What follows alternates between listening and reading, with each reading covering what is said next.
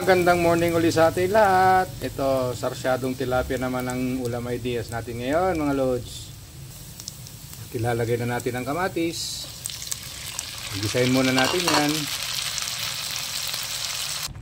Ayan, luto ng ating kamatis. Nalagyan na natin ito ng panimplang asin. Ayan. Saka ang ating, siyempre, seasoning.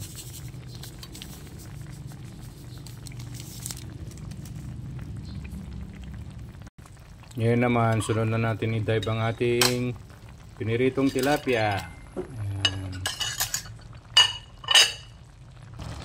Ayan, at okay na ang ating sarsyado.